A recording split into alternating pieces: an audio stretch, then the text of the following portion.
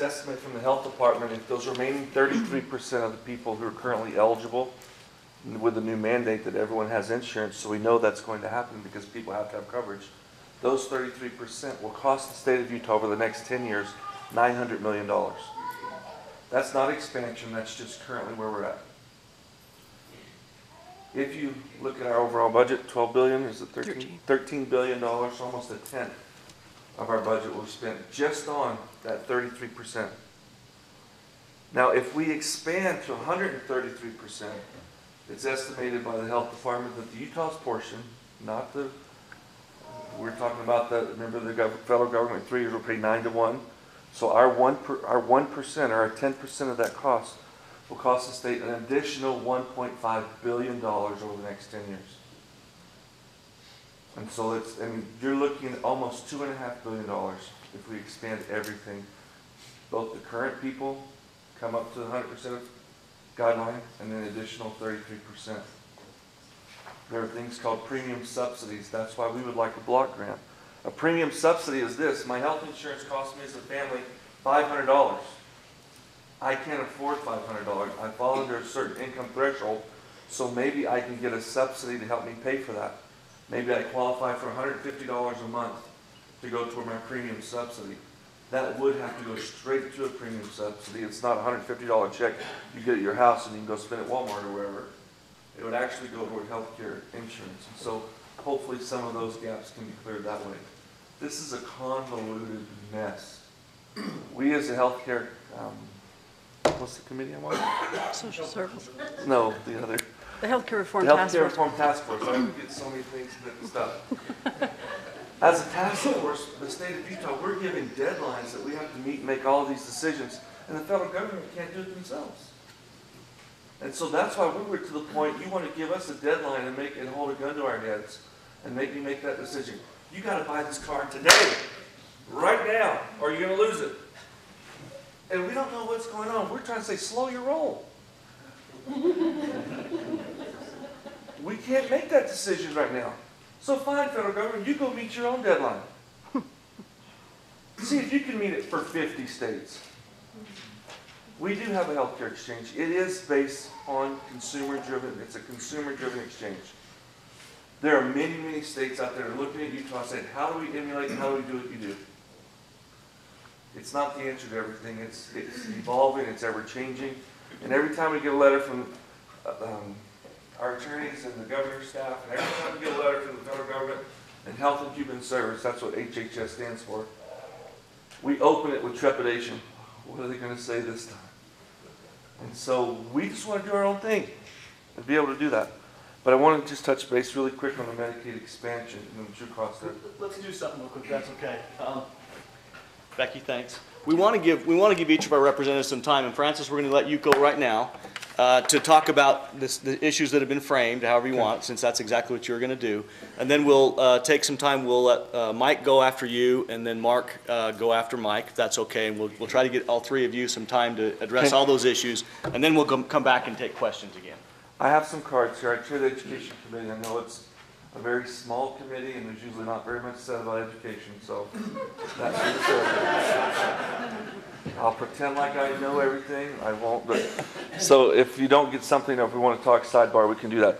Really quick, medical school expansion. I'm working with Representative Kennedy and Senator Valentine. In Utah County, average age of a physician is 55 years old.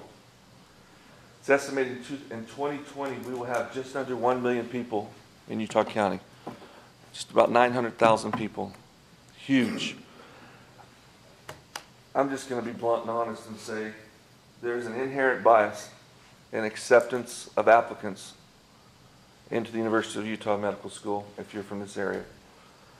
They will refute that, but if you visit with the physicians and that are currently practicing and their kids and a lot of different people that are around that have tried to get into med school, they're not. We're moving into a world of political correctness, and depends on if you meet a whole bunch of other criteria, because we want a diverse student body, we'll accept you.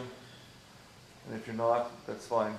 Part of this medical expansion is majority of those slots have to be reserved for Utah residents.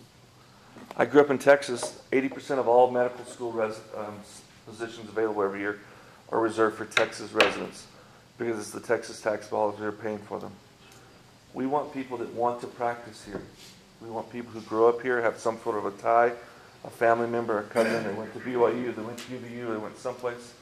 And so you're going to see, we have a meeting next week with the university to be able to visit and talk about some of those issues. We're quite blessed, and this isn't me blowing smoke. Central Utah Medical Clinic is a major, major player with the amounts of physicians that they have and the quality of care that they give in our community. And Mr. Barlow represents them. And they are a big driver in providing good health care in our community. We have hospital systems, we have Mountain Star, we have Intermountain Health Care. Utah's done a good job at providing health care at a low cost. And in many circles, as you travel, maybe you don't travel, but as some of us travel around the country and at different health symposiums, Utah's health care is given as a model of good quality health care. It's estimated in 2020, 40% of all hospitals are going to close. That's due to the new onerous of Obamacare and all of the things that are being implemented. And so hospitals, doctors, everyone are having to say, we are now going to be paid for performance, not just for every little thing we do. Every little thing we do. With regards to the CHI and the example that Mr. Barlow gave, had he had access to his medical records, those physicians in California, we could have saved a lot there. So that's healthcare. Really quickly, I serve on education. I chair the standing policy. And there's also the appropriations, which is the money committee. I don't chair that one, thank heavens. I'm just a member of it. And then I'm also on revenue and tax. And so quite busy. I will say this year, though, it's been quiet. I've actually canceled more education meetings than I've had. That means we don't have as many bills. For me personally, I only have 2 bills open that I'm running so far. I'm sure the senators will ask me to run a couple. I presented a bill yesterday in 10 words and sat down. The bill just simply said, "This bill repeals law, saves money." Thank you, Madam Speaker. And the bill passed. Thank you. Unanimously. The bill actually just a bunch of education reports that cost money that are being submitted. We don't look at. My colleagues at the House, we are notorious for living a buffet-style life. You pay your $19.99. I know no one in here is ever guilty of this. You go to a buffet, and I know all of you only put stuff on your plate you're going to eat, right? And when they come to bust your table, there's never any leftovers. We do the same thing with requests for information. We ask for information simply because we have a lapel pin that says we can. And this information, there's a cost to it. Someone has to go and pull the numbers and generate a report. If you're not going to use it, don't ask for it. And there are several reports over the years we've asked for. You can tell I'm a victim of the buffet, literally, not necessarily information. But in doing so, it's just a big cost. And so the bill yesterday would say, listen, we're not doing that anymore. Here, 4 or 5 reports. They're going to save several $1,000s. We're not going to do that anymore. And so that was the one. Any questions for me really quick? Because I do want you to hear from the 2 most handsome freshmen that we have. Yes, sir. Larry. Francis. Larry Swansea. Common Core. Okay. My daughter is a victim right this very moment. Is she a 10th grader? She is an 8th grader. Okay. And she's taking geometry. Okay. She actually tested out into algebra and stuff when she's in 5th grade. And couldn't because of all these things. And now, geometry being eliminated. And she wants to do an AA degree like my daughter did, graduating from high school. It's a great benefit. This is an incredible thing that the state has done. You know, we come from California, Communist Republic thereof. And to come here and welcome to heaven, sir. But those kinds of programs are incredible. But as an engineer, and every accountant, every finance guy, everybody I know, looking at eliminating geometry, how you build buildings, is scary as heck. What are we doing about our situation there? Because it looks to me like we're dumbing down our ability to be great in the world of science and math. It's honest. It's good that you said that. Geometry's not been eliminated. Traditionally, you would take 9th grade Algebra 1 10th grade geometry, 11th grade algebra 2. What they've done is they've combined all 3 courses into a 3-year cycle. So you take all 3 courses and you get a slice of each one every year until at the end of the 3rd year they're taught and they're done. We met with, or this week on campus, we had digital learning, which is a lot of online high schools and people that you would consider, that at least that I've dealt with and worked with, some of the most conservative thinkers in education have went out and created different online opportunities to enhance to the ability for kids who may not want to be a traditional school, they're involved in other things, to be able to still graduate and have high quality learning.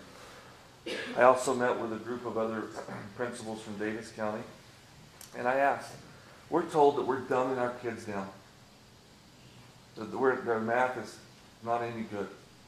And each one of those persons have said, this is the most difficult math that we've had in a while. My daughter's 3.8, 3.9 sophomore, Maple Mountain High School. Math is not her deal, but she's very smart, and she, unlike her brother, works hard. She wants to get a great grade. My son just kind of comes natural, doesn't do anything. But she wants to work hard, and math is kicking her in the backside. And we have had this. My wife is also school community council at Maple Mountain. Number one issue is what is going on with Common Core and math. So I would argue on the dumbing down portion, I will say though, it is a total different approach. Our teachers are trying to figure out what's going on. There'll be an actual bill this year that one of the things that education did to save money was to be able to trim back some of the teacher professional days. The amounts of things that the legislature, the amounts of things that education would demand on teachers, it's way up there. And to think that if there is a new procedure for your doctor, since we're talking about healthcare for a second, would you want them to continue their continuum medical education hours? We have a new type of surgery coming out. I read the book, we're good, let's go. We wouldn't ask that. We demand our lawyers, our accountants, our realtors, our architects, all of them have continuing education hours. And the first thing we did is we cut teacher development days. Well, what are they doing? They're only producing the new engineers, lawyers, doctors, realtors, accountants. They're the ones we want to teach them. I didn't make a decision to get into Common Core. That was a decision for our constitutional partner for the state school board to do. That decision was made. I know there are some people say, yeah, but you fund it. We're into the Common Core. It's for science, for math and English. I'll visit with you more about that, but we haven't eliminated geometry. What we've done is we've taken Algebra 1, Geometry, and Algebra 2 and combined them. Now you're doing each one on a 3-year cycle. So at the end of your 3rd year, your 11th grade math, you would have completed all 3. And traditionally in the 12th grade, you would go and take trigonometry, statistics, calculus, whatever it is you want. So I don't know if I answered that adequately enough. But It's okay, Francis. I'm using it tough. It's just a real concern. We're homeschooling for the geometry lecture. okay. Mike, anyone else want to come up? Mike or Yeah, Mike. Mark? Yes. And then we'll do Mark after that. Thank you, Francis. Well, it's good to be here, and it's good to be here among friends. I'm glad we've been able to put this on. And I do want to thank Scott. Scott was part of our committee that came in, and Adina and Carrie and the chambers. I mean, this is a great event, and it's great to be here. And I've got to have a shout out to the speaker as well as Representative Gibson. When we come in, we're constantly told that it's like drinking from the fire hose, and it is. And the speaker has been absolutely terrific. And Mark will tell you this as well. Every Friday, the speaker has offered to do a lunch with the new freshman class. So I missed last Friday because I was at lunch with Commissioner Ellertson, so yesterday. But the speaker has been absolutely terrific for our group, and it's been a great honor. Mark and I, we're not the most handsome guys in the room, like Francis says, but we are the 2 youngest. Of the 105 members in the body, Mark is actually the youngest, followed by Representative McKell. So we are the 2 youngest guys in the body, but we are certainly working hard. Let me just be brief. As far as healthcare and education, those aren't committees that I serve on, and I've got up to speed on those issues. The committees I serve on, the issues that face me in the legislature, are very, very different than the issues that we've talked about. So I serve on the natural resource, Agriculture and Environment Appropriation Committee, as well as the Natural Resource, Environment, Agriculture Standing Committee. So I deal with the Endangered Species Act, I deal with the Clean Water Act, I deal with the Clean Air Act, and the issues that I deal with are just different. The other committee that I serve on is the Public Utilities and Technology. And I want to just talk briefly about a bill that I'm watching with the city. And we do have a bill that is a concern to me. I know Representative Gibson's talked about it. I haven't told the speaker about it yet. I'll take this time to talk to the speaker about it. but we do have a bill that could impact our city in a very substantial way. There's a bill called House Bill 273 that's a response to Utopia and iProvo. And Utopia truly is a bad program. There's assessments that are being levied on citizens who don't have the service. The problem is Utopia is run through kind of a municipal system. Well, conveniently enough, the forefathers of our city brought in a municipal system because there were some needs and private industry wouldn't do it.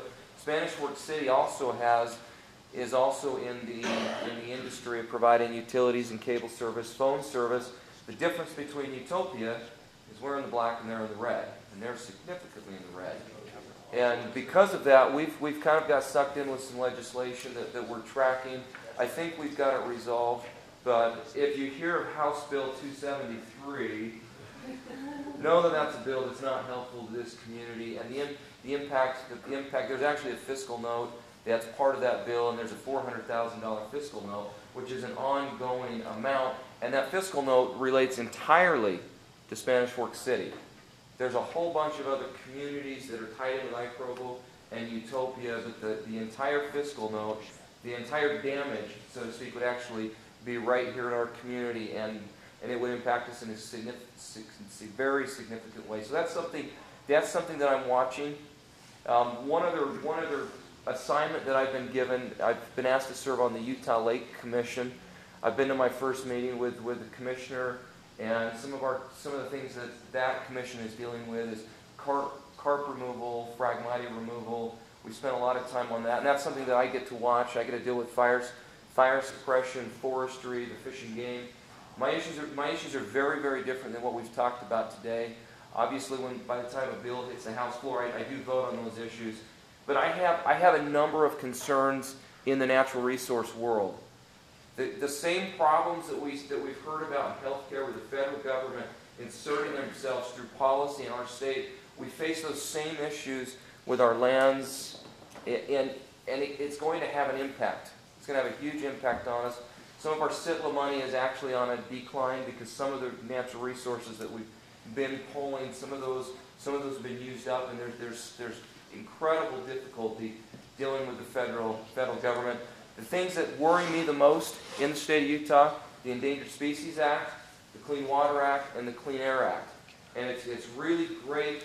It's really great to protect the environment, but the problem is those policies are being used to stop appropriate development in the state of Utah.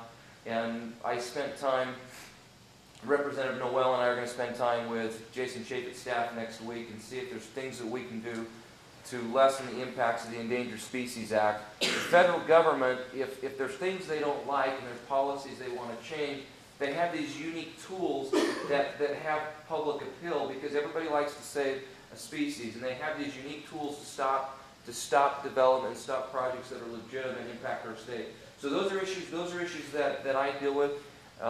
If there's any questions, I'm happy to answer any questions. Thank you for the support thus far. I know yesterday I spoke with 4 employees in the Eagle School District. We had a class from Salem Hills that Representative Roberts and I acknowledged on the House floor. It's been great to see you up there. I see Doug back there. Doug came up and visited the Capitol. I've seen many of you up there. It's always great having you up there. There's always an invitation. I had a few too many people on the House floor one day, and I got a little chastised by the speaker. But we'll still bring you on when she's not around. So. Thank you. Are there any questions, Larry? I think most people probably do not realize what we have here in the state of Utah. And I'll just give you one example. As you know, for consumption, I Right. got to look at the Escalante staircase, trying to figure out what that thing was worth. It's 62 billion tons of coal. We're #1 in the world in proven reserves of coal at 29 billion tons.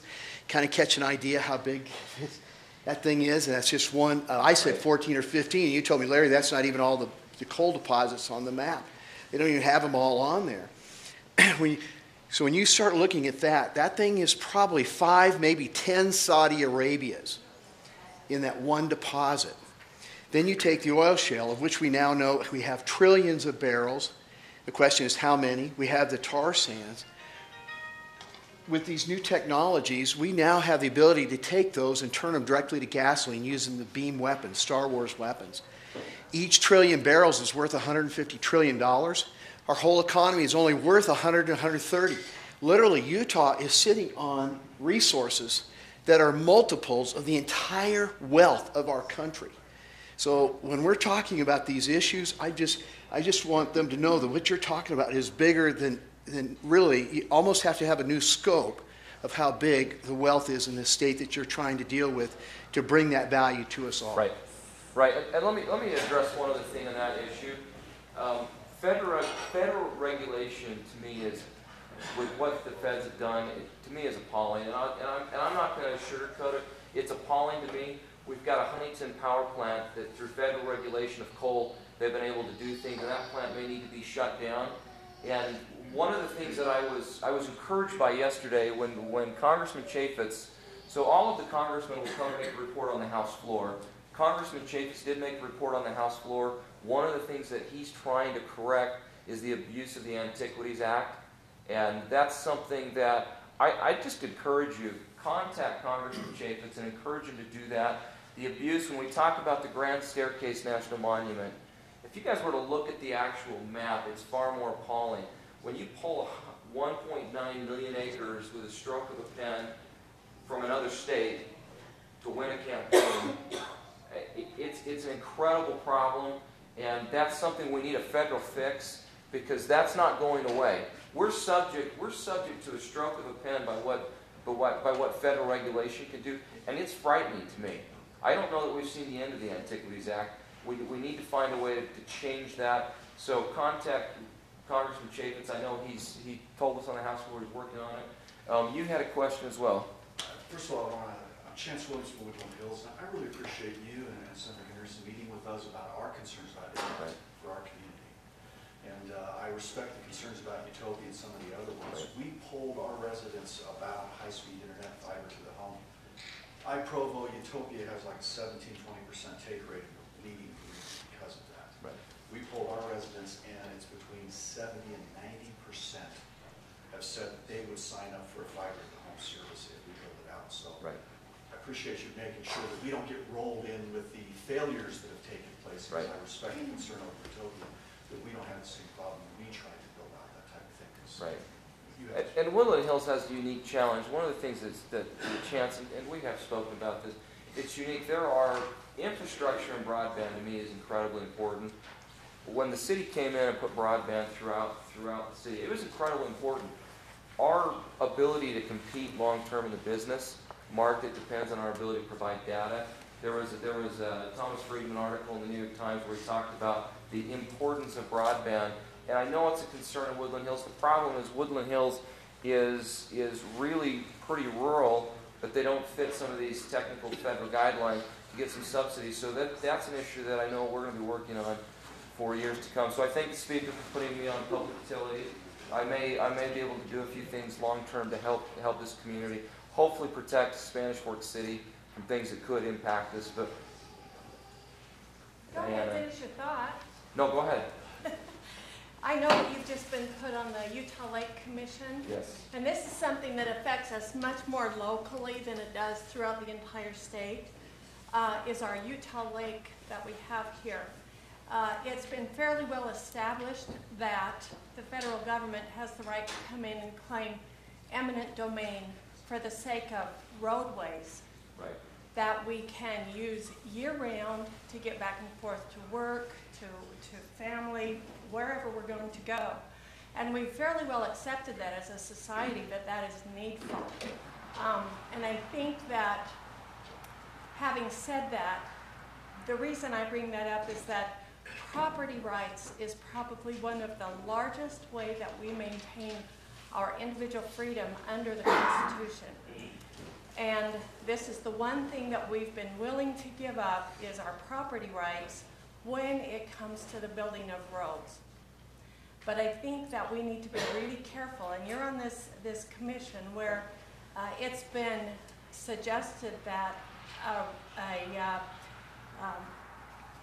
there's been land that should be set aside all the way around Utah Lake in order to protect the environment, and also to create perhaps a bike path all the way around the lake. I hope that the commission will be very, very careful, because it will involve the property rights of every individual property owner all the way around the lake, and whatever they do with their property.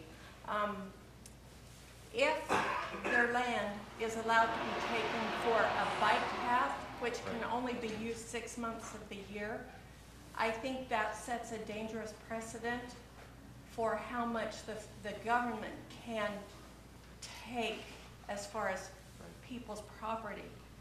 And so, while I'm in favor of a bike path, I love to ride my bike, I just think that we need to be really careful as a body how much power we are willing to give to the government over people's property. Well, I think that's a great comment, and Larry Ellison also, Commissioner Ellison serves on that commission with me, and he probably knows The commission doesn't have any right. Right. We have no authority.